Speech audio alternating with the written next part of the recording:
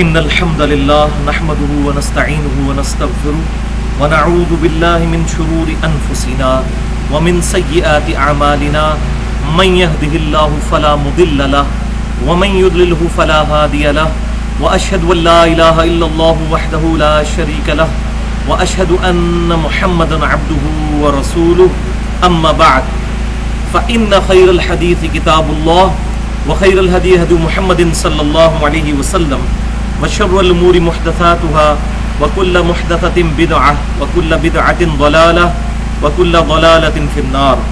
أعوذ بالله السميع العليم من الشيطان الرجيم من همزه ونفخه ونفثه.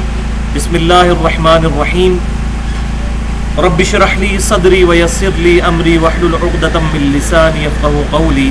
بسم الله الرحمن الرحيم. إن الله وملائكته يصلون على النبي يا أيها الذين آمنوا صلوا عليه وسلموا تسليما. اللهم صل على محمد وعلى آل محمد كما صليت على إبراهيم وعلى آل إبراهيم إنك حميد مجيد. اللهم بارك على محمد وعلى آل محمد كما باركت على إبراهيم وعلى آل إبراهيم إنك حميد مجيد. سورۃ الانعام کی آیت نمبر 104 سے انشاءاللہ شروع کریں گے.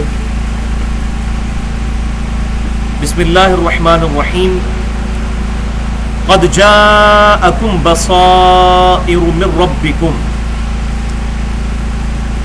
بے شک تمہارے پاس آ گئی ہیں اللہ تعالی کی طرف سے آنکھیں کھول دینے والی دلیلیں.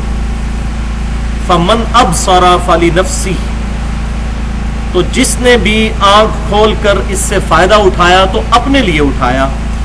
وَمَنْ عَمِيَ فَعَلَيْهَا، اور جو کوئی جان بوجھ کر اندھا بنا رہا تو اس کا وبال بھی اس پر ہوگا. وَمَا أَنَا عَلَيْكُمْ بِحَفِيظ، اور میں تم پر نگہبان بنا کر نہیں بھیجا گیا.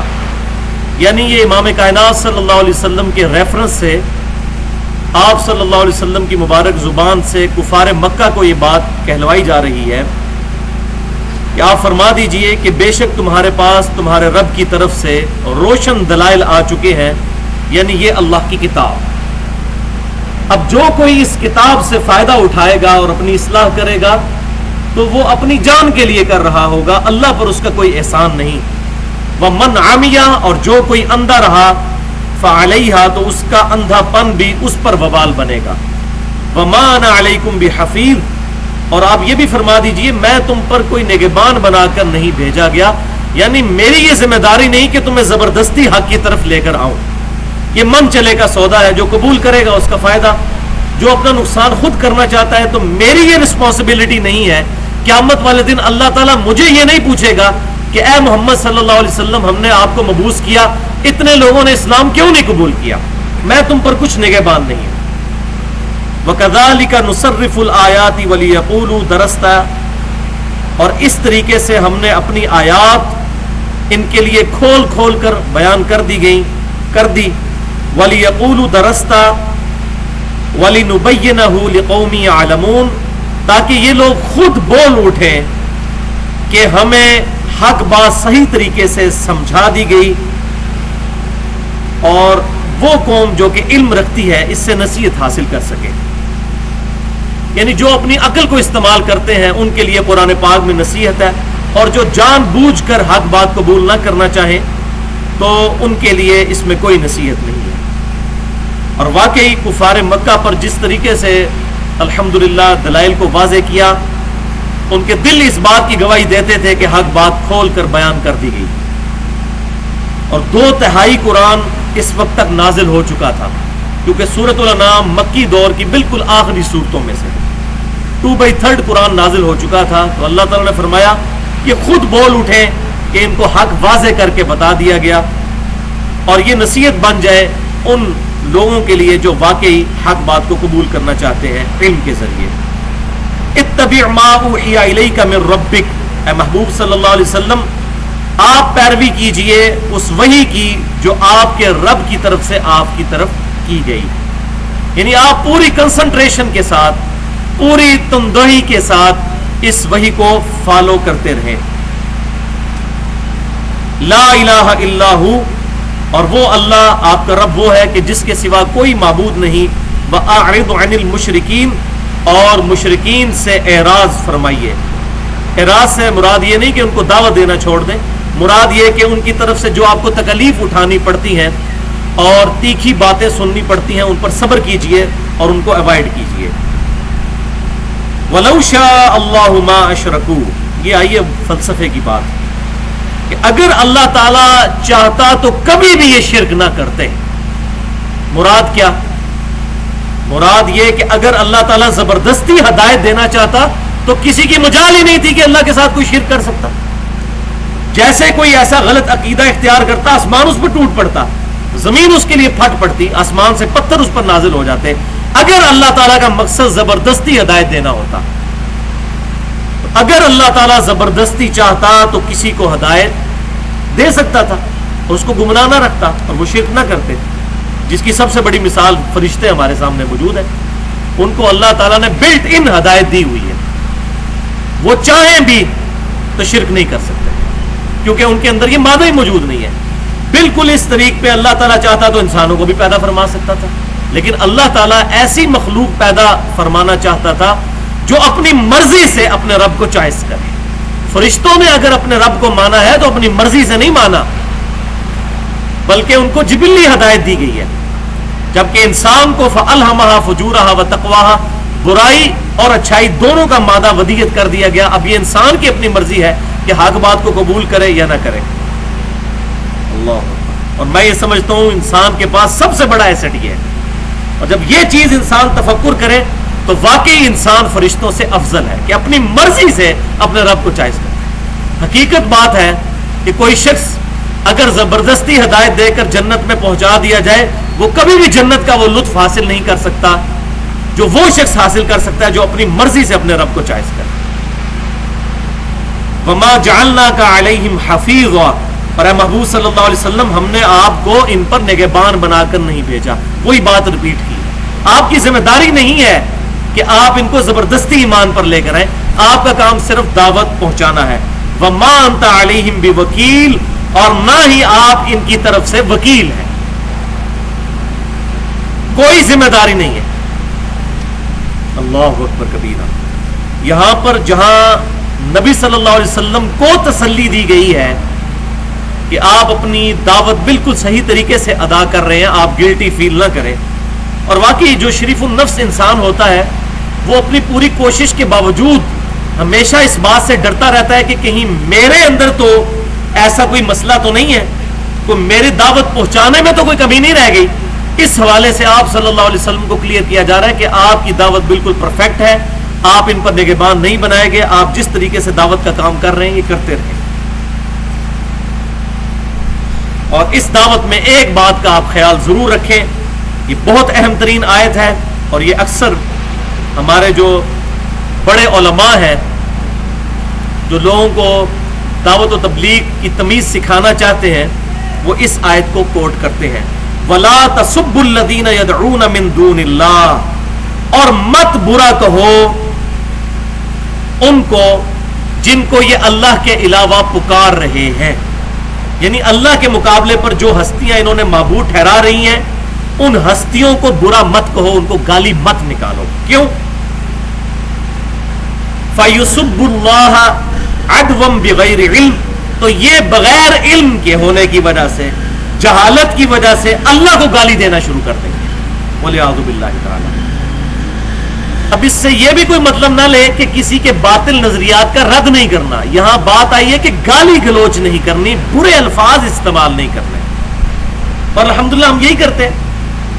اگر ہم عیسیٰ بن مریم علیہ السلام کی ڈیوینٹی کا انکار کرتے ہیں تو عیسیٰ علیہ السلام ہی لفظ استعمال کرتے ہیں، عیسیٰ علیہ السلام کی توہین نہیں کرتے. تو مت گالی دو ان ہستیوں کو جن کو انہوں نے اللہ کے مقابلے پر پوجنا شروع کر دیا ہے، ورنہ بغیر علم کے یہ تمہارے رب کو گالی دیں گے. لیکن ان کی غلطیوں کو پوائنٹ آؤٹ کرنا یہ تو نبوت کا تقاضا ہے. یہ تو ہو ہی نہیں سکتا کہ ایک پیغمبر کو اللہ تعالیٰ بھیجے اور وہ حق کو حق اور باطل کو باطل نہ کہے. تو یہ بالکل دو ایکسٹریمز آ جاتی ہیں. بعض لوگ اس کی بنیاد پہ کہتے ہیں جی غلط چیزوں کا رد ہی نہ کیا جائے. تو اس طرح تو پورے دین کا فلسفہ ہی ختم ہو جائے گا اگر یہ عقیدہ بنا لیا جائے. خود قرآن پاک میں اللہ تبارک و تعالیٰ نے ایون عیسیٰ علیہ السلام جو اللہ تعالیٰ کی طرف سے داعی تھے ان کے بارے میں فرما دیا سورۃ المائدہ کے اندر کہ عیسیٰ بن مریم اور ان کی ماں دونوں کھانا کھانے کے محتاج تھے. ایسی ہستیوں کو تم اپنا مشکل کشا مانے ہوئے ہو جو نہ تمہارے نفع کے مالک ہیں نہ نقصان کے, جو روٹی کھانے کے محتاج ہیں. اب اس میں عیسیٰ علیہ السلام کی توہین نہیں ہوئی, ان کا سٹیٹس کلیئر کیا گیا ہے کہ جو روٹی کھانے کا محتاج ہے وہ الہ نہیں ہو سکتا. اسی طریقے سے سورۃ المائدہ میں آیا اگر اللہ تعالیٰ ارادہ کرے عیسیٰ ابن مریم ان کی ماں سب لوگوں کو ہلاک کر دے, اللہ کو کوئی پوچھ نہیں سکتا. یعنی جس کو موت آئے وہ تمہارا معبود نہیں ہو سکتا. اور عیسیٰ علیہ السلام کو بھی بالآخر موت آنی ہے اپنی سیکنڈ ڈسینڈنگ کے اندر, وہ تمہارے رب نہیں ہو سکتے. کذالک زینا لکل امت عملہم, یوں ہی ہم نے آراستہ کر دیا ہر امت کے لیے ان کے اعمال کو. ثم الی ربہم مرجعہم, پھر اپنے رب کی طرف لوٹ کر آنا ہے ان سب کو. فینبئہم بما کانوا یعملون, تو اللہ تعالیٰ ان کو بتا دے گا جو دنیا میں وہ اعمال کیا کرتے تھے. ہر امت کے لیے اس کے اعمال مزین ہو چکے ہوئے ہیں, چاہے وہ اچھے ہیں یا برے ہیں. ظاہر ہے برائی کے اندر بھی اٹریکشن موجود ہے, جبھی تو لوگ برائی کی طرف مائل ہوتے ہیں. اللہ تبارک و تعالیٰ نے آزمائش کے لیے اچھے اور برے اعمال دونوں سنوار دیے ہوئے ہیں. تو جو شخص خود گمراہی خریدنا چاہے گا اس کو برائی کے اندر لذت محسوس ہوگی اور وہ اس میں بڑھتا چلا جائے گا, اور جو خود اچھائی کا طلبگار ہوگا اس کو اچھائی میں مزہ اور لطف ملے گا, وہ اس کے لیے بڑھتا چلا جائے گا. اللہ تبارک و تعالیٰ نے دونوں راستے واضح کر دیے. انا ہدیناہ السبیل اما شاکرا و اما کفورا, ہم نے حق کا راستہ بھی واضح کر دیا, باطل کا بھی. اب تمہاری مرضی, چاہو تو حق کو قبول کرو, چاہے تو باطل کو قبول کرو, اللہ کی ناشکری اختیار کرو. وَأَقْسَمُوا بِاللَّهِ جَهْدَ أَيْمَانِهِمْ, اور یہ لوگ قسمیں کھا کر اللہ کی کہتے ہیں پوری کوشش سے.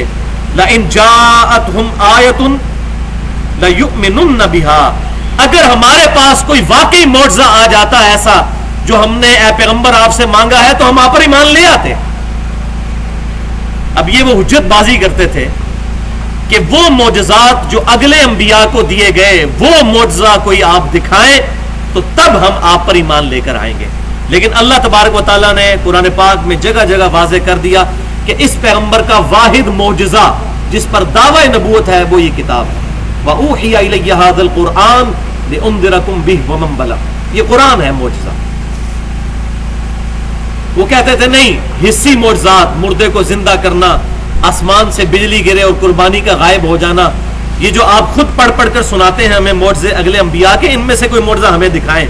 تو اللہ تعالیٰ نے فرمایا کہ یہ معجزات یہ ڈیمانڈ کرتے ہیں تو فرما دیجئے قُلْ إِنَّمَا الْآيَاتُ عِنْدَ اللَّهِ, کہ معجزات تو اللہ کے پاس ہیں. وَمَا يُشْعِرُكُمْ أَنَّهَا إِذَا جَاءَتْ لَا يُؤْمِنُونَ, اور اے مسلمانوں تمہیں کیا خبر جب ان پر وہ نشانیاں آ جائیں گی معجزات تب بھی یہ ایمان نہیں لے کر آئیں گے. اب یہ بڑی کانٹے کی بات ہے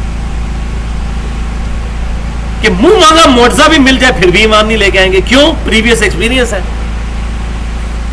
سورۃ الانبیاء کھول کر دیکھیں, منہ مانگے معجزات دیے گئے لیکن ایمان نہیں لے کر آئے. تو اللہ تعالیٰ نے فرمایا ان کو بھی دکھا دیا, یہ بھی نہیں ایمان لے کر آئیں گے.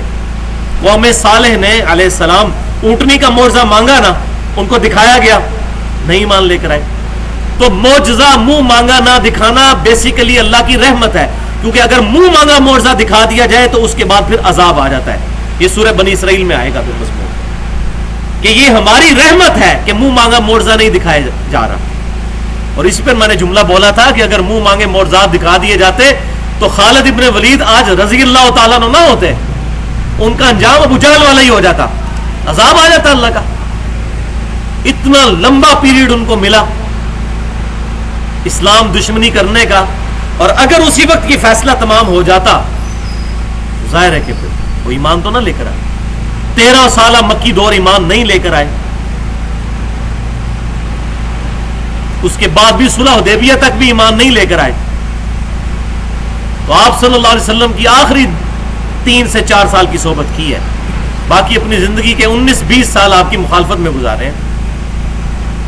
تو اگر مکے میں عذاب آ جاتا تو خالد ابن ولید رضی اللہ تعالیٰ عنہ آج رضی اللہ تعالیٰ عنہ نہ ہوتے. تو یہ اللہ کی رحمت ہے کہ منہ مانگا معجزہ نہ دکھایا جائے, یہ ان کو چھوٹ دی جا رہی ہے.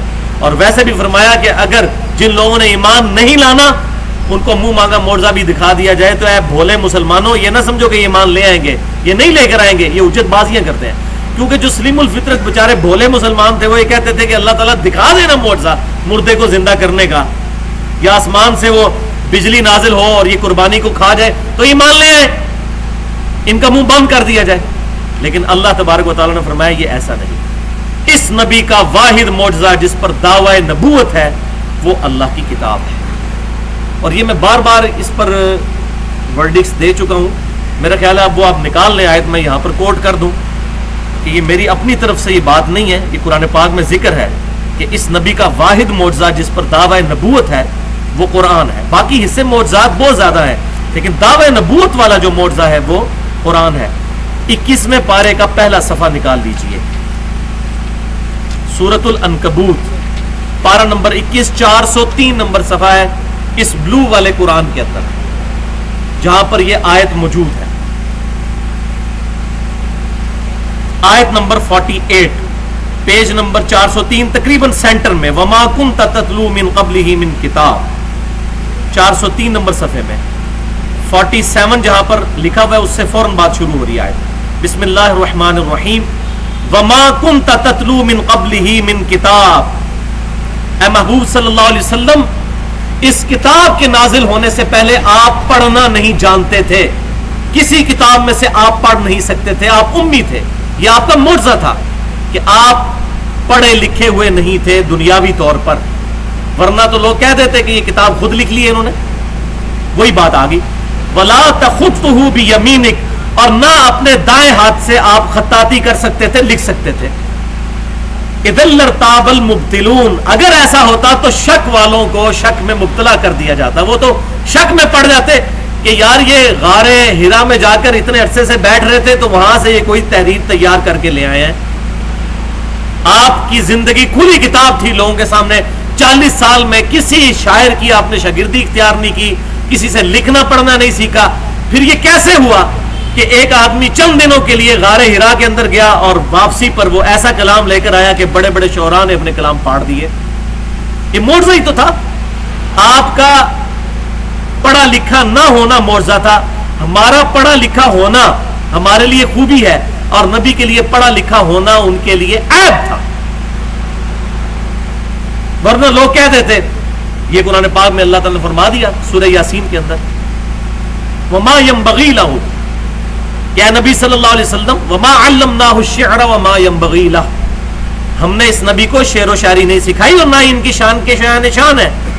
ڈاکٹر اقبال کے لیے شاعر ہونا خوبی ہے, ہمارے پروفٹ کے لیے شاعر ہونا نٹوریس کوالٹی ہے, خوبی نہیں ہے, ورنہ یہ قرآن شک میں ڈال دیا جاتا. تو اے نبی اس کتاب کے نزول سے پہلے نہ تو آپ کتاب میں سے کچھ پڑھ سکتے تھے, نہ اپنے دائیں ہاتھ سے کچھ لکھ سکتے تھے, ورنہ تو لوگوں کو شک پڑ جاتا. بل ہوا آیات بینات فی صدور الذین اوتوا العلم, بلکہ یہ تو اللہ کی روشن آیات ہے ان کے سینوں کے اندر جن کو اللہ تعالیٰ نے علم دیا ہے. وما یجحد بآیاتنا الا الظالمون, اور ہماری آیات سے تو جھگڑا نہیں کرتے جو مگر وہی جو کہ ظالم لوگ ہیں, جان بوجھ کر حق سے اناد کرنے والے ہیں. وقالوا لولا انزل علیہ آیۃ من ربہ, اور یہ کہتے ہیں کہ ان پر ان کے رب کی طرف سے معجزہ کیوں نہیں دیا گیا ان کو.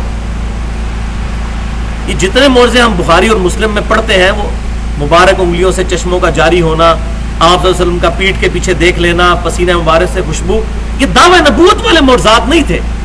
دعوی نبوت والا معجزہ یہ کتاب ہے, جیسا کہ موسیٰ علیہ السلام کے لیے وہ عصا کا معجزہ تھا اور عیسیٰ علیہ السلام کے لیے وہ 5 بڑے معجزات.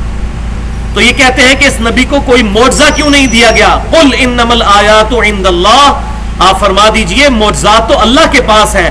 وانما انا نذیر مبین, اور میں تو نہیں ہوں مگر ڈر سنانے والا, میری رسپانسبلٹی یہ ہے کہ تمہیں آخرت کا ڈر سنا دوں, یہ کام ہے میرا. اولم یکفہم انا انزلنا علیک الکتاب یتلی علیہم, کیا ان کے لیے یہ معجزہ کافی نہیں ہے کہ ان پر اللہ کی آیات تلاوت کی جاتی ہیں جو ہم نے ان کی طرف نازل کی. ان فی ذلک لرحمۃ وذکری لقوم یؤمنون، اس کتاب کے اندر ہے رحمت اور ہے نصیحت ان لوگوں کے لیے جو واقعی ہی نصیحت قبول کرنا چاہیں. تو یہاں پر آ گیا کہ یہ کتاب ہے معجزہ. اولم یکفہم انا انزلنا علیک الکتاب، کیا ان کے لیے یہ معجزہ کافی نہیں ہے کہ ہم نے ان کی طرف کتاب نازل کی؟ تو دس ہولی بک is the only miracle of our Prophet sallallahu alaihi wasallam, based upon which ہم دعوے نبوت کرتے ہیں آپ صلی اللہ علیہ وسلم کے لیے. اب آ رہی ہے جناب وہ آیت سورۃ الانعام کی آیت نمبر 110 جس کا حوالہ میں اکثر اپنے لیکچرز میں دیتا ہوں.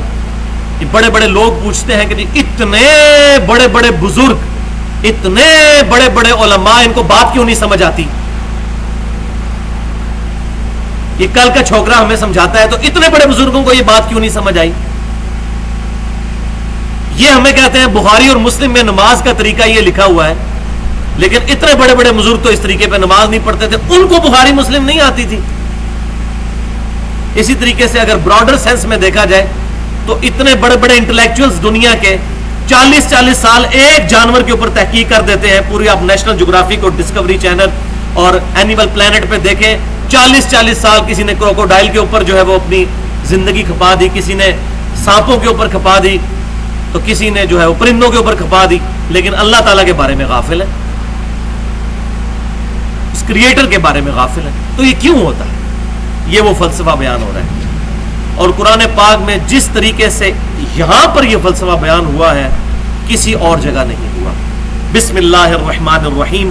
وَنُقَلِّبُ أَفْئِدَتَهُمْ وَأَبْصَارَهُمْ، ہم پھیر دیتے ہیں ان کے دلوں کو، یا یہ ترجمہ عقل بھی ہو سکتا ہے، ان کی عقلوں کو، وَأَبْصَارَهُمْ اور ان کی آنکھوں کو، ان کی بصارت کو، كَمَا لَمْ يُؤْمِنُوا بِهِ أَوَّلَ مَرَّةٍ، جس طریقے سے انہوں نے حق بات کو قبول نہیں کیا تھا جبکہ پہلی مرتبہ ان کو بات سمجھ آ گئی تھی. جب انہوں نے جان بوجھ کر حق قبول نہیں کیا، اب ہماری ڈیوائن مہر ان کے اوپر لگ گئی. ختم اللہ علی قلوبہم وعلی سمعہم وعلی ابصارہم. یہ وہ بات ہے، اللہ نے مہر کر دی ہے ان کی آنکھوں پر، ان کی بصارت کے اوپر، ان کے دلوں پر. اب ان کو حق بات سمجھ نہیں آتی. کیوں؟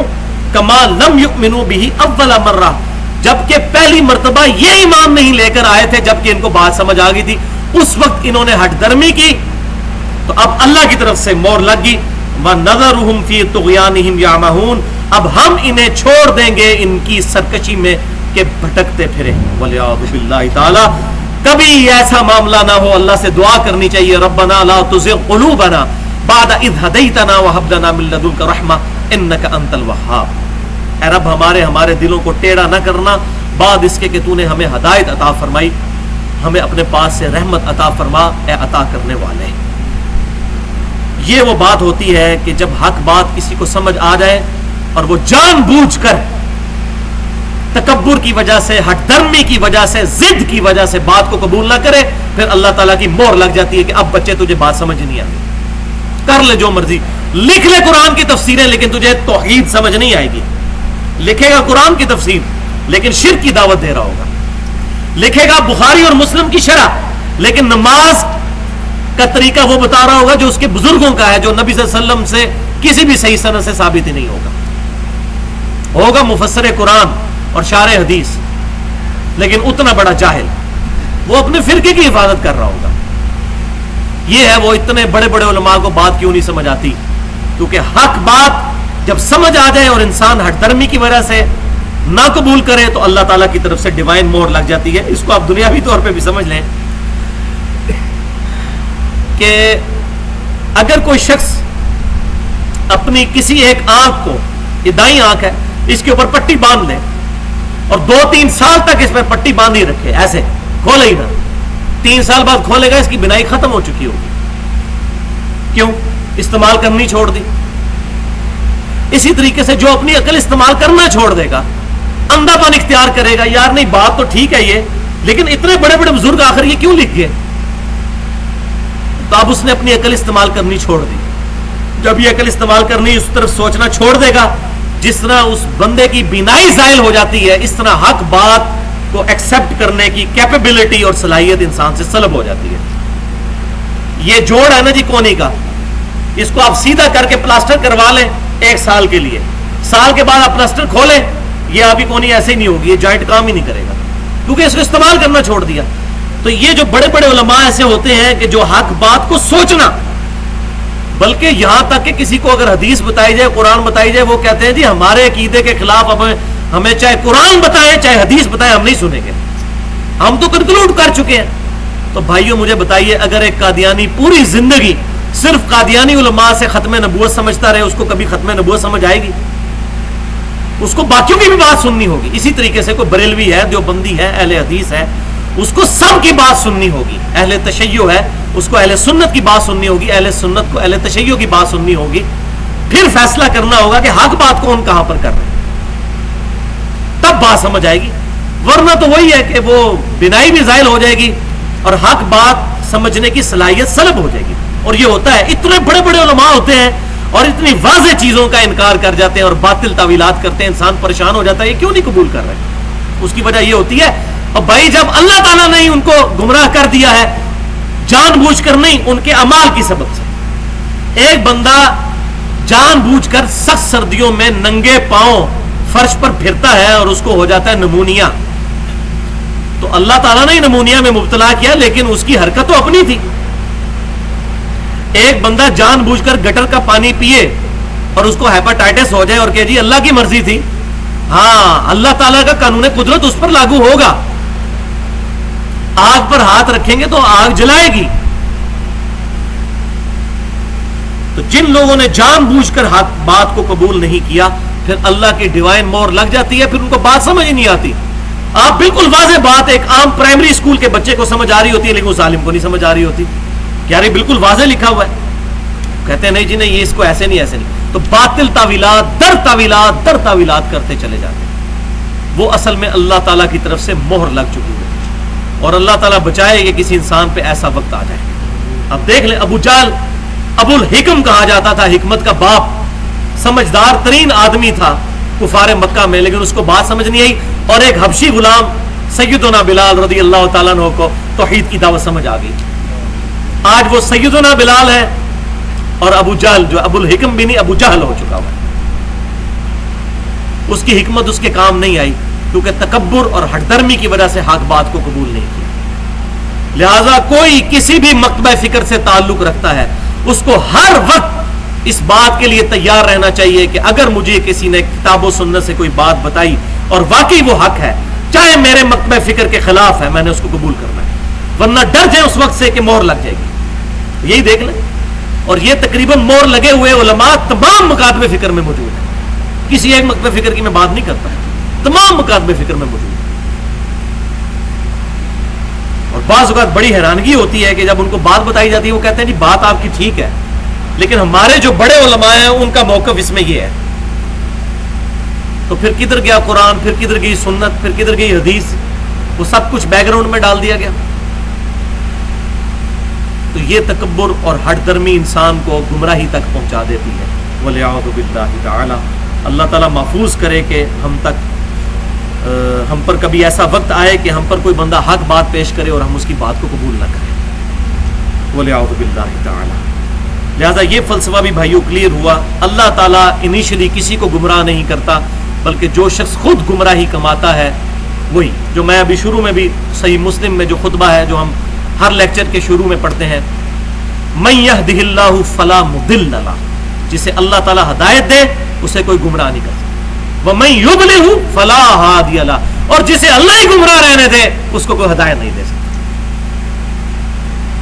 اللہ تعالیٰ کبھی نہیں چاہتا کہ میرے بندے گمراہ ہوں، لیکن جب کوئی شخص خود اللہ تعالیٰ کی ڈیوائن مور اپنے اوپر لگواتا ہے جان بوجھ کر وہ اعمال کر کے، پھر وہ مجرم تو وہ شخص خود ہوا.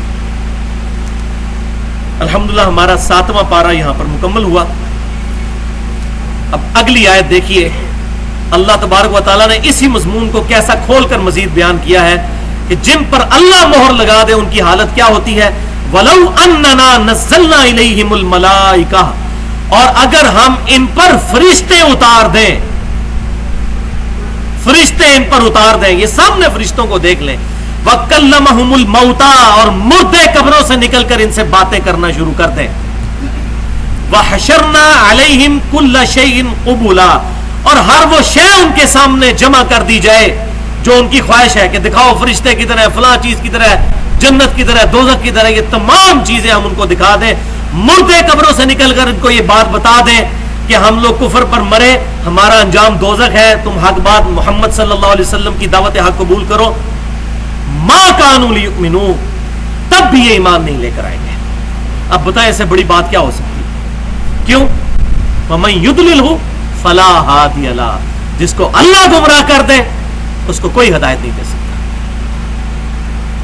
اللہ اکبر کبیرہ والحمد للہ کثیرہ وسبحان اللہ بکرۃ واصیلا. سبحان اللہ وبحمدہ عدد خلقہ ورضا نفسہ وزنۃ عرشہ ومداد کلماتہ. یا حی یا قیوم برحمتک استغیث اصلح لی شأنی کلہ ولا تکلنی الی نفسی طرفۃ عین. سب کچھ دیکھ لیں، ان پر آسمان سے فرشتے نازل ہوں، مردے قبروں سے نکل کر ان سے بات کریں، ہر وہ شے جس کا یہ انکار کرتے ہیں ان کے سامنے لا کھڑی کی جائے، تب بھی یہ ایمان نہیں لے کر آئیں گے. الا ان یشاء اللہ ہاں مگر اللہ اگر زبردستی کسی کو ایمان دینا چاہے وہ الگ بات ہے. وہ دروازہ ہمیشہ کھلا ہے کہ اللہ تبارک و تعالیٰ کسی کو زبردستی ایمان دینا چاہے. اور یہ اس لیے بیان کی کہ اللہ کے کنٹرول سے کوئی بات باہر نہیں ہے، ہوگا ایسا ہی، لیکن معجزانہ طور پر اللہ تعالیٰ اگر فیصلہ فرمانا چاہے تو کسی کے لیے فرما سکتا ہے. وَلَكِنَّ أَكْثَرَهُمْ يَجْهَلُونَ لیکن اکثر لوگ جو ہیں وہ بالکل جاہل ہیں. جاہل سے مراد اپنی عقل کو استعمال نہیں کرتے، جذبات کے ذریعے سوچتے ہیں، اور یہ جاہل کی نشانی ہوتی ہے. جاہل آدمی ہمیشہ اپنے جذبات کو سامنے رکھتا ہے. وہ جی اسی تے عرصہ دراز تو اسی تے شروع تو یہی ہیں، ہم تو شروع سے یہی کرتے آ رہے ہیں، اور جذبات کو کر رہے ہوتے ہیں نا. اب عقل استعمال کرنی چاہیے کہ اگر ہمارے آباء و اجداد یا ہمارے بزرگوں نے کوئی غلط عقائد اختیار کیے تھے، ہم شروع سے ان چیزوں کے ساتھ ہمیں محبت ہو گئی ہے، تو کیا واقعی وہ حق ہیں کہ نہیں؟ حق ہے نا، ان کو قبول کریں. اگر باطل ہے تو محض اپنی جذباتیت کی وجہ سے، اپنی عقیدت کی وجہ سے ہم باطل بات قبول کر کے اپنا بیڑا غرق کیوں کریں؟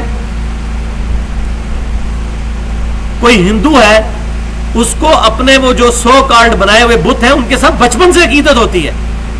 اب اگر اس کو کوئی یہ بات سمجھائے کہ بھائی ایک دفعہ تو اپنی عقل استعمال کرو کہ یہ بت جو اپنے ہاتھوں سے تراشتے ہو یہ تمہارے مشکل کشا کیسے ہو سکتے ہیں؟ اب وہ کہ نہیں مجھے وسوسے آ رہے ہیں ان کی باتیں سن کے، اتنے بزرگوں کی توہین کی طرف مجھے یہ اکسا رہے ہیں. آخر ہمارے اتنے بڑے بڑے پنڈت پاگل ہیں جو یہ کرتے آئے ہیں. اب کسی کو حق بات بتائی جائے نا تو کہتے ہیں چلیں یہ بات تو صحیح ہے، لیکن وہ جو بزرگ تھے ہمارے ان کا کیا بنے گا؟ بھائی تم اپنی قبر کی فکر کرو. قیامت والے دن تو ہر شخص اپنے باپ سے، ماں سے، بیٹے سے، بھائی سے، بیوی سے، اولاد سے بھاگے گا. قرآن پاک میں مضمون کئی جگہ ہے. تو بھائی دنیا میں ان سے بھاگو. اگر کسی کے غلط نظریات ہیں حق طریقے سے پازیٹیو انداز میں دعوت ضرور پہنچاؤ، لیکن اگر بات نہیں مانتے تو علیحدگی اختیار کرو، ان کی وجہ سے اپنی آخرت نہ برباد کرو. قل اعوذ باللہ تعالی. وَكَذَلِكَ جَعَلْنَا لِكُلِّ نَبِيٍّ عَدُوًّا شَيَاطِينَ الْإِنسِ وَالْجِنِّ. اللہ تعالیٰ فرما رہا ہے ہم نے بنا دیے اس طریقے سے ہر نبی کے لیے دشمن سرکش، جنوں میں سے بھی اور انسانوں میں سے. عدوًا شیاطین الانس والجن، ہم نے کھڑے کر دیے انسانوں میں سے اور جنوں میں سے نبی کے دشمن، ان کے ماننے والوں کے دشمن، آزمائش کے لیے. یوحی بعضهم الی بعض، جو چپکے سے ایک دوسرے کو وحی کرتے ہیں. یعنی جن جو ہے وہ انسانوں کے دلوں پر آ کر غلط نظریات القاء کرتے ہیں اور اس طریقے سے اپنی بات آگے چلاتے ہیں. من الجنۃ والناس، جو آخری صورت میں پناہ مانگی گئی ہے کہ ان تمام وسوسہ دلانے والوں سے اے اللہ ہم تیری پناہ میں آتے ہیں. من الجنۃ والناس، جو جنوں میں سے بھی ہیں انسانوں میں سے. زخرف القول غرورا، جو خوشنما باتیں دھوکہ دینے کے لیے سکھاتے ہیں جن انسانوں کو. ولو شاء ربک ما فعلوا، اور اگر اللہ تعالیٰ چاہتا زبردستی تو کبھی بھی یہ ایسی حرکت نہ کر سکتے کوئی جن اور انسان کہ لوگوں کو غلط بات کی طرف مائل کریں.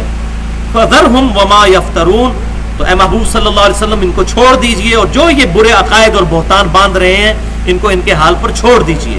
یہ نہیں کہ دعوت نہ دیجئے، دعوت دیجئے، لیکن ان کی وجہ سے دل بردشتہ نہ ہو کہ یہ حق بات کیوں نہیں قبول کرتے. ان کو ان کی گمراہی میں رہنے دیں، آپ کا کام صرف دعوت پہنچانا ہے. تو بھائیو یہ جو دو آیتیں ہیں جو ایک پڑھ چکے 112 اور 113 سورۃ الانعام کی، اس میں اللہ تعالیٰ نے حق اور باطل کا جو ٹکراؤ ہے اس کو اپنی طرف منسوخ کیا ہے کہ ہم یہ سارے معاملات کرتے ہیں. اور ظاہر ہے یہ حقیقت بات ہے، شیطان کو بھی اللہ نے پیدا کیا ہماری آزمائش کے لیے. اگر اللہ تعالیٰ زبردستی اسے ہدایت دینا چاہتا تو دے سکتا تھا، وہ تو اپنی گمراہی کی وجہ سے اس نے گمراہی خریدی. ہم وہ صوفیاء والا عقیدہ بھی نہیں رکھتے کہ اللہ تعالیٰ نے جان بوجھ کے شیطان کو گمراہ کیا ہے، جیسا کہ کشف المجوب میں علی بن عثمان حجویری صاحب نے لکھا کہ اللہ تعالیٰ نے زبردستی شیطان سے یہ کام کروایا وَلِعَوْذُ بِاللَّهِ تعالی، اور آدم علیہ السلام سے بھی زبردستی غلطی کروائی. ایسا نہیں، اللہ تعالیٰ کی طرف ان چیزوں کو منسوب نہیں کیا جائے گا، بلکہ خیر اللہ کی طرف منسوب ہوگا اور شر اپنی طرف منسوب کیا جائے گا. یہ تو ایک موٹا پوائنٹ ہے، صحیح مسلم کی ایک لمبی حدیث ہے، کبھی موقع ملا تو میں سناؤں گا، پہلے بھی میں بیان کر چکا ہوں. اس کا اینڈ اسی بات پر ہے کہ جب کبھی نیکی کا کام کرنا تو اس کو اپنے رب کی طرف منسوب کرنا حدیث قدسی ہے، اور جب برائی کرنا تو اس کو اپنے نفس کا وبال سمجھنا. تو اللہ تعالیٰ ایسے حالات کریٹ فرما دیتا ہے تاکہ حق اور باطل کی تمیز ہو کہ کون دودھ پینے والا مجنو ہے اور کون واقعی اپنے رب کے لیے قربانی دینے والا. اور وہ مقصد بھی آگے آ رہا ہے کہ یہ اللہ کے پیغمبروں اور ان کے ماننے والوں کے دشمن کیوں کھڑے کرتا ہے اللہ تعالیٰ، کس لیے؟ وَلِتَصْغَى إِلَيْهِ أَفْئِدَةُ الَّذِينَ لَا يُؤْمِنُونَ بِالْآخِرَةِ، تاکہ ان لوگوں کے دل یا ان کی عقلیں مائل ہو جائیں جو آخرت پر صحیح طریقے سے ایمان لانے والے نہیں ہیں. وہ جنوں اور انسانوں میں سے جو شیاطین ہیں ان کے ساتھ لگ جائیں. وَلِيَرْضَوْهُ وَلِيَقْتَرِفُوا مَا هُمْ مُقْتَرِفُونَ، اور تاکہ پسند کریں اور کرتے رہیں جو گناہ وہ اب کر رہے ہیں. جو گناہگار لوگ ہیں وہ اسی طریقے پر چلتے رہیں، ان کے لیے یہ راستہ مزین رہے. اللہ تبارک و تعالیٰ نے ان کو ان کی گمراہی پر چھوڑ دیا ہے. اور ظاہر ہے اس میں امپلائڈ بات ہے، جو حق بات پر رہنا چاہے اللہ تبارک و تعالیٰ اسے حق پر رکھے گا. میں پھر وہی بات ریپیٹ کروں گا جو میں اکثر کرتا ہوں کہ دنیا میں ہر کام اللہ کے اذن اور اجازت سے ہو رہا ہے، اللہ کی مرضی سے نہیں ہو رہا. یہ دو الگ باتیں ہیں. اللہ کی مرضی کبھی نہیں ہے کہ کوئی شخص اللہ کی نافرمانی کرے. وہ سورہ زمر میں نے کئی دفعہ بیان کیا ہے، آیت موجود ہے کہ اگر تم کفر کرو گے تو اللہ غنی ہے، اور اگر تم شکر کی روش اختیار کرو گے تو اللہ یہی اپنے بندوں کے لیے پسند کرتا ہے. تو یہ جملہ جو بولا جاتا ہے کہ اللہ کی مرضی کے بغیر چڑیا بھی پر نہیں مار سکتی، اس جملے کو یوں بولنا چاہیے کہ اللہ کے اذن کے بغیر چڑیا بھی پر نہیں مار سکتی. تو دنیا میں جو زنا ہو رہا ہے کیا اللہ کی مرضی سے ہو رہا ہے؟ نہیں، اللہ کی مرضی ہے. اللہ تو قرآن میں کہہ رہا ہے وَلَا تَقْرَبُوا الزِّنَا، زنا کے قریب بھی مت پھٹکنا. یہ بڑا برا راستہ ہے. 10 کمانڈمنٹس میں سورہ بنی اسرائیل کے اندر زنا کرنا تو بڑی دور کی بات ہے. تو یہ تمام کام اللہ کے اذن اور اجازت سے ہو رہے ہیں، مرضی سے نہیں. اجازت کیا ہے؟ اگر کوئی اذان سننے کے باوجود برائی کی طرف جانا چاہتا ہے اس کو اجازت ہے، جائے بھائی، جائے دوزخ میں جانا ہے. تو اگر اجازت نہ ہوتی تو جیسے ہی قدم برائی کی طرف اٹھتے زمین پھٹتی اور انسان زمین کے اندر دھس جاتا اگر زبردستی ہو. اس طریقے سے اذان ہو، آپ کی مرضی ہے، آپ مسجد کی طرف جائیں، اللہ کی طرف سے اجازت ہے، چاہے جائیں یا نہ جائیں. مرضی یہ ہے کہ جائیں، اس میں مرضی نہیں کہ نہ جائیں. تو اجازت میں اور مرضی میں فرق سمجھو. اللہ کی طرف سے برائی کا اذن ہے، اگر کوئی برائی کرنا چاہتا ہے کرے، لیکن مرضی اس میں نہیں ہے. اگر کرے گا تو اس کا پھر وبال بھی بھگتے گا. ورنہ اگر اذان ہوتی ہمارے زبردستی پاؤں مسجد کی طرف چل پڑتے ہماری مرضی کے بغیر. ایسا کبھی نہیں ہوا. نہ کبھی ایسا ہوا ہے کہ کوئی بندہ مسجد میں جا رہا ہو اور شیطان ٹینجیبل فارم میں سامنے آ کے کھڑا ہو جائے، میں تمہیں مسجد ہی نہیں وڑن دینا، آج میں تجھے مسجد میں نہیں داخل ہونے دوں گا. کبھی ہمارے ابا اجداد میں ایسی بات رپورٹ نہیں ہوئی کہ کوئی مسجد جا رہا ہو سامنے شیطان آگے کھڑا ہو جائے آج مسجد میں تو نہیں جا سکتا. کبھی ہوا ایسے؟ ہر چیز اللہ تعالیٰ نے انسان کی اذن پہ چھوڑ دی, اس کی مرضی جو مرضی کرے. لیکن اللہ کی مرضی نیک اعمال اور پیغمبر صلی اللہ علیہ وسلم کی اتباع میں ہے. اجازت ہے پیغمبر کی نافرمانی کرے, مرضی اس کی اپنی مرضی, لیکن اللہ تبارک و تعالیٰ کی مرضی اس میں نہیں, صرف اذن اور اجازت ہے. یہ اجازت وہ والی نہیں ہے کہ جو مرضی کرتے رہو. اجازت سے مراد یہ ہے کہ اگر کرے گا تو اللہ تعالیٰ کی طرف سے فوراً عذاب نہیں آئے گا, آخرت میں پھر عذاب آئے گا, وہاں پھر کوئی نہیں کسی کو بچا سکتا. بخاری اور مسلم کی متفق علیہ حدیث ہے, آپ صلی اللہ علیہ وسلم نے فرمایا, اے میری بیٹی فاطمہ, اس بات پر مت اکڑنا کہ تم اللہ کے نبی کی بیٹی ہو, اپنے اعمال ساتھ لے کر آنا, اگر اللہ نے تمہیں پکڑ لیا تو میں بھی تمہیں نہیں چھوڑا سکوں. حالانکہ جنتی عورتوں کی سردار ہے, بخاری اور مسلم کی متفق علیہ حدیث ہے, لیکن ہمیں سنایا جا رہا ہے کہ میں نے اپنی بیٹی کو بھی یہ کیٹیگوریکل مینشن کر دیا ہے کہ اعمال ہوں گے پھر انشاءاللہ شفاعت بھی فائدہ دے گی. اور یہ اکثر لوگ بھی پوچھتے ہیں جی اگر اعمال ہوں گے پھر شفاعت کا کیا فائدہ؟ تو بھائی اعمال ہوں گے, شفاعت کا فائدہ اس لیے کہ کسی کے اعمال اتنے پرفیکٹ ہو ہی نہیں سکتے کہ اللہ کی بارگاہ میں قبول ہو. کوئی شخص یہ دعویٰ کر سکتا ہے, اپنی طرف سے کوشش کرے, پھر جو اس میں کمی اور کمزوری رہ جائے گی اس کی کمپنسیشن شفاعت رسول سے, اللہ تعالیٰ کی رحمت سے ہو جائے گی صلی اللہ علیہ وسلم عز و جل صلی اللہ علیہ وسلم انشاءاللہ.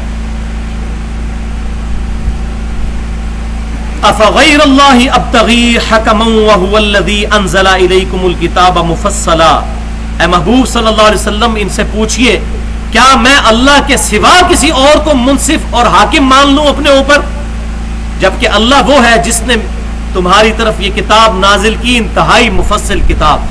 اس کتاب کے نازل ہو جانے کے بعد کوئی شخص جان بوجھ کر گمراہی اختیار کرے کہ وہ حق کو چھوڑ کر باطل کا راستہ اختیار کرے, یہ ہو ہی نہیں سکتا. یہ سوالیہ انداز ہے, سرچنگ کوسچن. والذین آتیناہم الکتاب, اور جن کو ہم نے کتاب دی تھی اس سے پہلے, تورات اور انجیل جن لوگوں کو دی تھی, یعلمون انہ منزل من ربک بالحق, وہ جانتے ہیں کہ یہ کتاب حق کے ساتھ نازل ہوئی ہے آپ کے رب کی طرف سے. میں کئی دفعہ بتا چکا ہوں کہ آج بھی تورات اور انجیل کے اندر اس کتاب اور ہمارے پروفٹ صلی اللہ علیہ وسلم کی پروفیسیز, پریڈکشنز موجود ہیں. ان کو پتا تھا کہ یہ کتاب حق ہے. فلا تکونن من الممترین, تو اے انسان تو شک کرنے والوں میں نہ ہو جانا. یہ خطاب تو نبی صلی اللہ علیہ وسلم کو ہے, لیکن آپ کے ذریعے ساری انسانیت کو ہے کہ اس کتاب کے بارے میں شک میں مبتلا نہ ہونا, یہ حق ہے. اور اگر یہ بڑے بڑے علماء یہود اور نصارہ اس بات کو قبول نہیں کر رہے, ان کے دل گواہی دے چکے ہیں, اور اسی لیے ان پہ بھی مور لگ گئی تھی نا. کیوں نہیں انہوں نے اسلام قبول کیا یہود و نصارہ کے علماء نے؟ کیوں کہ پہلی دفعہ ان کو بات سمجھ آ گئی, کان کھڑے ہو گئے, یہ پیغمبر وہی ہیں. لیکن پھر انہوں نے کہا کہ نہیں, ہمارا یہ سارا جو سیٹ اپ چل رہا ہے, اتنے بڑے بڑی گدھیاں ہماری جو چل رہی ہیں, یہ ساری ختم ہو جائیں گی. اس بندے کی بات سن لی تو بس وہی بات ہے کہ پہلی دفعہ حق قبول نہیں کیا, پھر اللہ کی طرف سے مور لگ گئی. وَتَمَّتْ كَلِمَةُ رَبِّكَ صِدْقًا وَعَدْلًا, اے محبوب صلی اللہ علیہ وسلم آپ کے رب کی بات سچائی اور عدل کے اعتبار سے بڑی پرفیکٹ ہے, کوئی شک ہی نہیں اس کے اندر. مکمل کر دیے اللہ تعالیٰ نے دلائل اس کتاب کے اندر.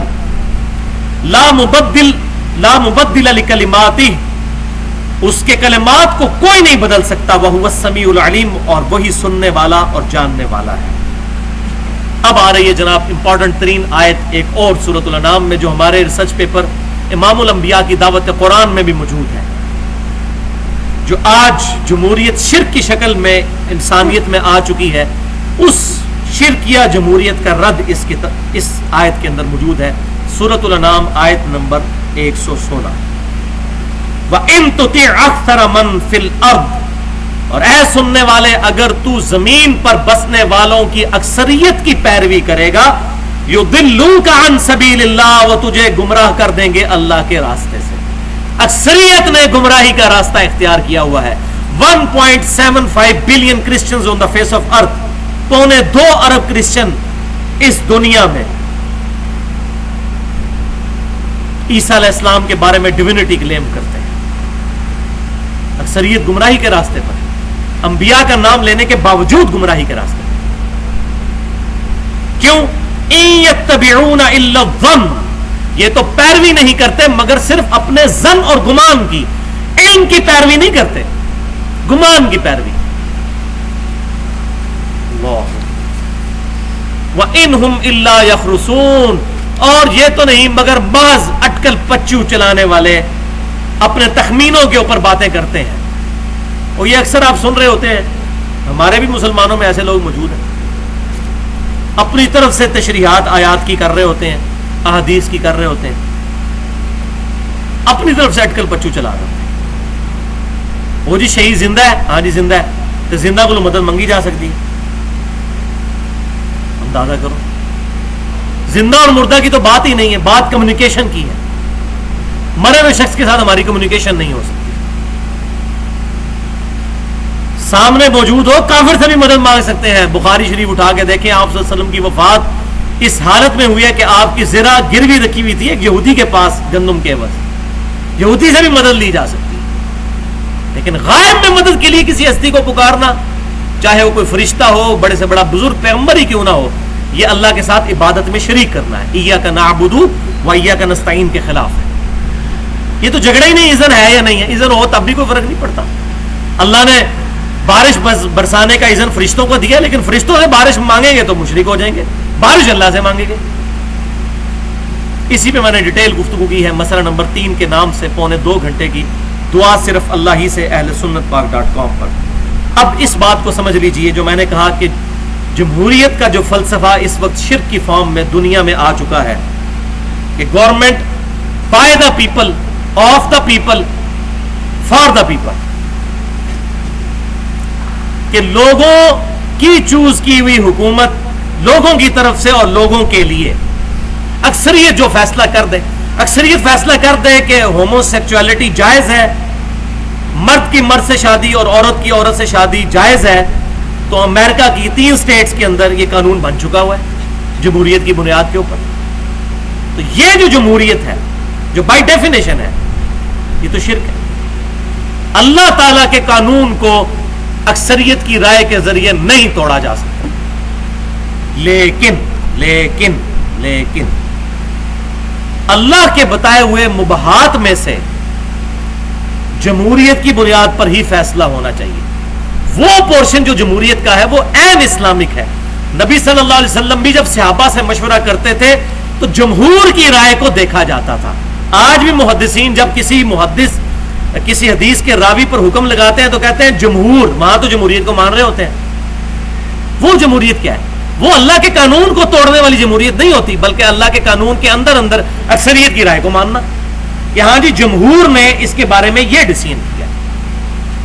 وہ تمام محدثین جمہوریت کو مانتے ہیں کہ جی جمہور نے اس راوی کی توثیق کر رکھی ہے، لہذا یہ حدیث کا راوی اتھینٹک ہے. لیکن جہاں حلال اور حرام کی بات آئے گی وہاں تو ہم نے کتاب اور سنت کو فالو کرنا ہے، جمہوریت کو پھر فالو نہیں کرنا.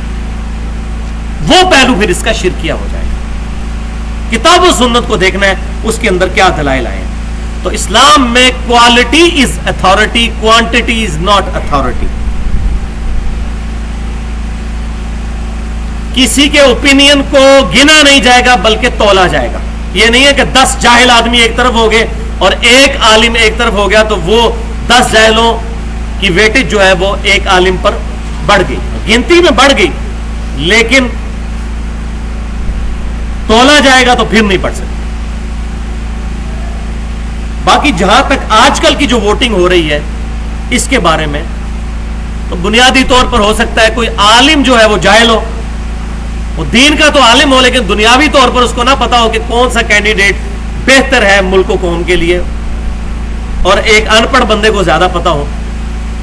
تو آج کل جس طرح میڈیا آزاد ہو چکا ہے، لوگوں کا کریکٹر، لوگوں کے یہ سارے معاملات سامنے آ جاتے ہیں. لہذا میں نہیں سمجھتا کہ آج کل یہ رول لگانا چاہیے کہ جی ایک عالم کی ووٹ جو ہے وہ 10 جاہلوں پر بھاری ہو. ورنہ تو محدثین کے ہاں بھی پھر دیکھنا چاہیے کہ یہ ایسے راوی ہیں جن کو ہمارے شروع کے محدثین نے ضعیف ڈکلیئر کیا ہے لیکن بعد کے محدثین نے کثرت کے ساتھ اس کی توثیق کر دی ہے. وہاں کہتے ہیں کہ نہیں جی چونکہ اکثریت توثیق کر رہی ہے. جیسے محمد بن اسحاق بن یسار ایک راوی ہیں، انس ابن مالک کے شاگرد ہیں. امام مالک ان کے بارے میں کہتے ہیں کہ دجالوں میں سے ایک دجال تھا, اور امام مالک اس کے زمانے کے ہیں اور بہت بڑے امام ہیں, جبکہ امام مالک کے مقابلے پر تقریباً 40 اور علماء محدثین کہتے ہیں نہیں یہ صحیح راوی تھا. تو جمہور کا حکم مانا گیا ہے, اور یہ اس حدیث کے راوی ہیں جو عبادہ ابن صامت کی حدیث ہے ترمذی اور ابو داؤد کے اندر, کہ فجر کی نماز کے اندر آپ صلی اللہ علیہ وسلم کے پیچھے ایک صحابی جو ہے وہ قرات کر رہے تھے. آپ صلی اللہ علیہ وسلم نے فرمایا کہ کون میرے پیچھے قرآن تلاوت کر رہا تھا؟ تو ایک صحابی نے کہا یا رسول اللہ میں. تو فرمایا کہ امام کے پیچھے کچھ قرات نہ کیا کرو مگر سورۃ الفاتحہ, کیونکہ جو سورۃ الفاتحہ نہیں پڑھتا اس کی نماز ہی نہیں ہوتی. اس حدیث میں محمد بن اسحاق بن یسار راوی ہے.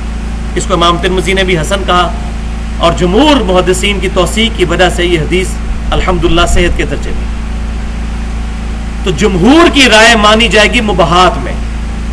مثلا پاکستان کے اندر کوئی پارٹی ہوتی ہے بہت بڑی نیشنل لیول کی, اب یہاں پر جمہوریت نہیں کروائی جا سکتی کہ ووٹنگ کریں کہ جی شراب جو ہے پاکستان کی بنی ہوئی سرو کی جائے گی یا انڈیا کی بنی ہوئی یا امریکہ کی بنی ہوئی. شراب کے معاملے میں تو ووٹنگ ہو ہی نہیں سکتی, شراب تو ہے ہی حرام. یہ تو طے ہے کہ شراب نہیں سرو ہو سکتی. ہاں اب ڈیسائیڈ کرنا ہے کہ روح افزا سرو کرنا ہے یا 7 اپ یا سپرائٹ یا ڈیو یا کوئی اور بوتل یا کوئی اور مشروب. اس میں جمہور کی رائے لی جا سکتی ہے کہ بتائیں اکثریت کا کیا فیصلہ ہے. ساری چیزیں ہی حلال ہیں تو اکثریت کا فیصلہ لے لیا جائے, اکثریت جو کہتی ہے وہ بات مان لی جائے. تو یہ جمہوریت کا پورشن آپ صلی اللہ علیہ وسلم خود اڈاپٹ کرتے تھے, صحابہ سے مشورہ کرتے تھے. جیسا کہ غزوہ احد کے موقع پر آپ صلی اللہ علیہ وسلم کی قطعاً یہ رائے نہیں تھی کہ مدینہ شریف سے باہر نکل کر جنگ کی جائے. آپ کی رائے تھی کہ مدینہ شریف کے اندر رہ کر مقابلہ کیا جائے. لیکن اکثریت تھی صحابہ کی جو 9 مسلم تھے انصار میں سے, ان کی رائے یہ تھی کہ ہم کیوں ڈر کے یہاں بیٹھے, ہم آگے بڑھ کر کافروں کا مقابلہ کریں گے. تو نبی صلی اللہ علیہ وسلم نے اپنی مرضی کے برخلاف صحابہ کی اکثریت کی رائے کو انڈورس کرتے ہوئے جو ہے وہ باہر نکل کے احد کے میدان میں احد پہاڑ کے پاس جا کر لڑائی کا ارادہ فرمایا. تو مباحات کے دائرے کے اندر جمہوریت کی رائے مانی جائے گی. اسی وجہ سے میں یہ کہتا ہوں کہ پاکستان کی جمہوریت میں جو قرارداد مقاصد کی وجہ سے ایک شک داخل کی گئی ہے کہ پاکستان میں کوئی بھی قانون ایسا پاس نہیں کر سکتی پارلیمنٹ جو کتاب و سنت کی تعلیمات کے خلاف ہو. اس ایک شک کی وجہ سے ہم پاکستان کی جمہوریت کو شرک والے فتوے سے پاک قرار دیتے ہیں. اگر یہ شک نہ ہوتی تو یہ بھی خالصتاً پھر شرکیہ جمہوریت ہوتی. اور یہاں الحمدللہ اتنا اثر و رسوخ ہے عوام کا کہ مشرف کے دور کے اندر, اس جاہل کے دور کے اندر, جب انہوں نے پاسپورٹ سے مذہب کا خانہ نکالا تو کتنا پروٹیسٹ ہوا تھا. حالانکہ یہ کوئی اسلامی مسئلہ نہیں تھا مذہب کا خانہ وہاں ڈالنا, نہ کوئی کتاب و سنت میں ہے کہ پاسپورٹ کے اوپر مذہب کا خانہ ڈالا جائے, لیکن ان کو اپنا ڈیسیژن واپس لینا. تو اس اعتبار سے الحمدللہ یہ بہت بڑا ایسٹ ہے قرارداد مقاصد کہ پاکستان میں کوئی قانون کتاب و سنت کے خلاف پاس نہیں کیا جا سکتا. باقی اس کے اندر جو قباحتیں ہیں وہ اپنی جگہ موجود ہیں, لیکن اس ایک شک کی وجہ سے ہم اس پر کفر اور شرک کا فتویٰ نہیں لگا سکتے. اس میں ان لوگوں کی اصلاح کرنا چاہتا ہوں جو فتویٰ بازی دیتے. کسی نے ووٹ نہیں ڈالنی نہ ڈالے, لیکن کم از کم پاکستان کے 18 کروڑ کم و بیش کلمہ گو اہل قبلہ مسلمانوں کو مشرک اور کافر تو نہ کہے. یہ نہ ہو کہ شرک اس کی طرف لوٹ آئے. باقی سارے معاملات کر رہے ہیں, انہی ایجنسیوں سے لے کے پیسے بھی کھاتے ہیں اور انہی لوگوں کے اعلی کار بھی بنے ہوئے ہیں. جب ووٹ ڈالنے کی باری آتی کہتے ہیں جمہوریت شرک ہے. چندہ لینے کی باری آئے گی تو پھر نہیں دیکھیں گے یہ حلال کی کمائی ہے یا حرام کی, کہتے ہیں جی لیں. وہ جی نبی صلی اللہ علیہ وسلم نے یہودیوں سے بھی معاہدہ کر لیا تھا. جب پیٹ کی باری آتی پھر اس قسم کی صلح حدیبیہ کی اور باقی مثالیں مساق مدینہ کی دینا شروع کر دیتے ہیں. تو حق بات یہی ہے کہ ایسی جمہوریت جس میں قانون سازی ہو کتاب و سنت کے خلاف, وہ تو ہوگی شرک. اور جہاں یہ ہو کہ باقی معاملات کے اندر ٹریفک کے قوانین ہیں یا باقی ہمارے پاسپورٹ کے قوانین, یہ اس طرح کے معاملات میں کتاب و سنت کے خلاف کوئی قانون نہ ہو, دنیا کے اندر اکثریت کی رائے کے ساتھ فیصلہ کیا جا سکتا ہے. لہذا یہ معاملہ بھی کلیئر ہو گیا کہ اکثریت جو ہے وہ اپنے گمان کی پیروی کرتی ہے, علم کی پیروی نہیں کرتی. اور اسلام ہی وہ دین ہے جس نے توہمات کو چھوڑ کر ڈیفینیٹ علم کے اوپر عقائد اور نظریات کو بنیاد بنانے کی طرف ترغیب دلائی ہے۔ اگلی آیت بھی پڑھ لیجئے تاکہ یہ مضمون مکمل ہو جائے۔ ان ربک هو اعلم من یضل عن سبیلہ، بے شک آپ کا رب خوب جانتا ہے کہ کون ہے جو راستے سے بہک چکا ہے، وہو اعلم بالمہتدین، اور اللہ تعالیٰ خوب جانتا ہے کہ کون ہے جو ہدایت کے راستے کے اوپر ہے۔ اس کا یہ مطلب نہیں، یہ جو اکثر لوگ کہہ دیتے ہیں جی اللہ کو پتا ہے جی کون ٹھیک ہے، بھائی اللہ کو پتا ہونے سے ہمیں تو کوئی فرق نہیں پتا پڑے گا، ہمیں تو تب فرق پڑے گا جب ہمیں بھی پتا چلے۔ ایک قادیانی کہے جی مجھے نہ بات سمجھائے، اللہ کو پتا ہے کون صحیح ہے، قیامت والے دن پتا چل جائے گا۔ اور بھائی قیامت والے دن پتا چلا تو تجھے تو کوئی فائدہ نہیں ہونا، تجھے تو تب فائدہ ہے جب اس دنیا میں پتا چلے۔ تو اللہ تبارک و تعالیٰ فرما رہا ہے کہ مجھے خوب پتا ہے کہ کون اہل حق ہے کون اہل باطل ہے، اور اللہ تعالیٰ نے وہ وضاحت پھر کتاب و سنت میں کر بھی دی کہ گمان کی پیروی نہیں کرنی بلکہ حق کی پیروی کرنی۔ امام الانبیاء کی دعوت قرآن صلی اللہ علیہ وسلم، اس میں جو یہ لیکچر بھی ہے مسئلہ نمبر 1 کے نام سے اہل سنت پاک.com پر 2 گھنٹے کی گفتگو، میں نے اس پر کافی ڈیٹیل کے ساتھ اس پر بحث کی ہے۔ یہاں پر میں ایک آیت کے اوپر گفتگو کو کنکلوڈ کرتا ہوں، 2-3 منٹ باقی رہ گئے۔ بسم اللہ الرحمن الرحیم، ولا تقف ما ليس لك به علم ان السمع والبصر والفؤاد كل اولئك كان عنه مسؤولا۔ اے انسان کسی ایسی چیز کی پیروی مت کر جس کے بارے میں تیرے پاس ڈیفینیٹ علم نہیں، بے شک کان، آنکھیں اور عقل اس کے بارے میں تم سے پوچھا جائے گا۔ ان اعضاء کو استعمال کر کے تم نے حق بات تک پہنچنے کی کوشش کیوں نہیں کی؟ اسلام وہ دین ہے جو توہمات کے ڈھیر کو الگ کر کے ڈیفینیٹ علم کے اوپر بنیاد رکھتا ہے، اور اسی پر میں نے تقریباً 35 منٹ کی گفتگو کی ہے۔ مسئلہ نمبر 39 کے نام سے علم وحی اور علم سائنس کی اہمیت اور ان کا دائرہ کار۔ اسلام صرف 2 علوم کو مانتا ہے، یا وحی کے علم کو یا سائنس کے علم کو، تیسرے کسی علم کو نہیں مانتا۔ ان علوم کی بنیاد کے اوپر اگر کسی نے عقائد اور نظریات بنائے ہوئے ہیں تو بالکل ٹھیک، اور اگر ان کی بنیاد اس پر نہیں ہے تو وہ اسلام کے نزدیک ریجیکٹڈ ہے۔ اللہ تعالیٰ سے دعا ہے جو حق بات میں نے کہی ہمارے دلوں میں راسخ فرمائے، اگر جذبات میں میرے منہ سے کوئی غلط بات نکل گئی تو اللہ تعالیٰ ہمارے دلوں سے محو کر دے۔ سبحانک اللہم و بحمدک، اشہد ان لا الہ الا انت، استغفرک و اتوب الیک، وما علینا الا البلاغ المبین۔